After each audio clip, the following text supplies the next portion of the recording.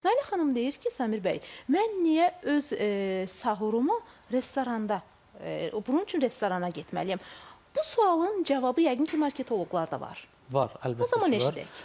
Ümumiyyətlə, marketinqin, hər zaman bunu deyirəm, marketinqin, marketoloqun təməl səbəbi ehtiyac yaratmadır, ehtiyacı ödəmə deyil. Yəni, və son dövrlər... Bu cavabınızdan razı qaldım. Yəni, Amma sonra bilməm nə deyəcəksiniz. Yəni, son dövrlər ümumiyyətlə, sadəcə bu bizdə deyil, bütün dinlərdə, bütün bayramların artıq bir marketinq, bir reklam aktivitəsinə çevrilmə trendi var və marketinqlər, xüsusilə də bizneslər buradan çox yaxşı şəkildə istifadə eləməyə çalışır. Olmayan günlər Noel bayramı, nə bilim, Yalnızlar günü, 11-11, 8 mart, 14 fevral, sonra Novruz və s. Boşanma partisi artıq qeyd olunur. Maşallah olsun, təqvim doludur. Hə, yəni ailə qurana qədər belə çox sayılı xına parti, nə bilim, nişan parti, sonra subaylığa vəda və s. və s. Bunlar hamısı artıq bir reklam və marketinq alətinə çevrilməyə başlayıblar və burada əslində belə deyək də, bir də biraz belə bir negativ bir obraz var ki, yəni sanki pulu çox olanlar pis insanlardır və burada bir təzad necə yaranır?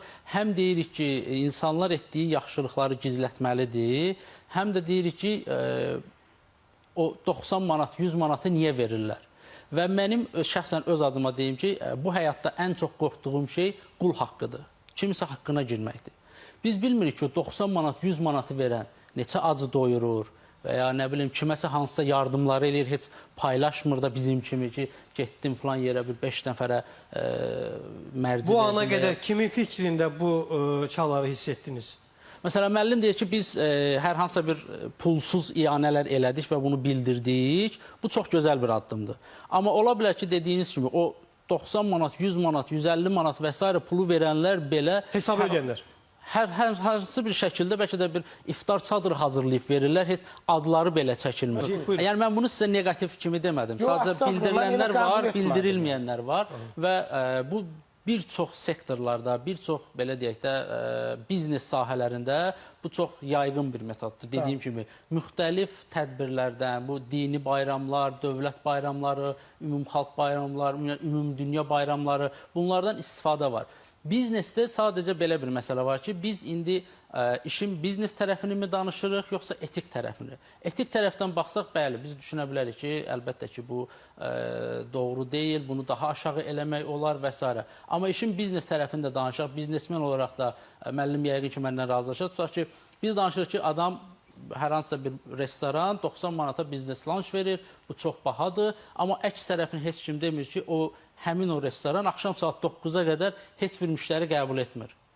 Amma o vaxta qədər yenə işçisinin maaşını verir, təmizlikçisinin, aşbazının, qidasının və s. maaşlarını ödür. Yəni, burada işin biznes tərəfini ələ alsaq, əlbəttə ki... Görünməyən tərəfi də var deyirsiniz. Təbii ki, yəni sadəcə və bir də iş prosesi indi müəllim məndən daha yaxşı bir Bir mənə çox gözəl söz təkan verəcəm müəllimə. İş sadəcə, biz niyə sadəcə yeməyin qiyməti ilə ölçürük biznesi? O çox yanlışdır məncə. Axı, görünən tərəf odur. Bir çox hallarda elə marketologların özləri də müştərini cəlb etmək üçün qiyməti, rəqəmləri daha böyük çap etmirlərmi? Əlbəttə, ucuz olan yerdə əlbəttə ki, xanım çox doğru bildirir ki, çox üzr istəyirəm. Məsələn, deyir, mən internetdə baxıram, görürəm, heç o abartı rəqəmləri görə bilmirəm.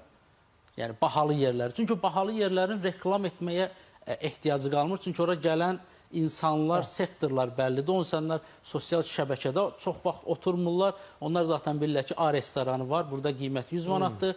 Zəng edirlər ki, axşam 10 nəfər gələcək və s. Öz müştəriləri var. Yəni, o reklam tərəfi əsasən 15 və 15-30 manat arasında dəyişən restoranlar üçün.